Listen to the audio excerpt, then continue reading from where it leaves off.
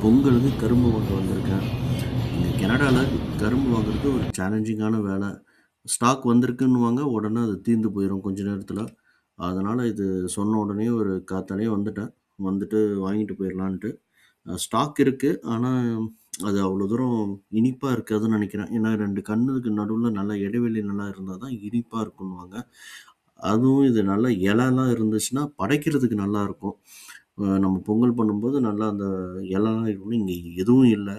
Plastic பூ இருக்கு. அது வேண்டாம் நமக்கு. சர்க்கரை பொங்கல் பண்றதுக்கு கருப்பட்டி வாங்கிட்டு வாங்கன்னு சொன்னான்.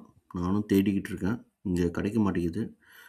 மசாலா ஜாமான்லாம் இருக்கு. எல்லாமே இருக்கு. ஆனா கருப்பட்டி மட்டும் தான் இல்ல. அ 2 தடவ தேடிட்டேன். இது 3வது தடவ தேடிட்டு இருக்கேன். இன்னமும் கிடைக்கல. இன்னொரு அயிலும் தேடப் போறேன். இங்க இருக்கிற மாரி இருக்கு. ஆமா, இதுதான் நெனைக்கிறேன். ஓகே. இங்க இருக்கு.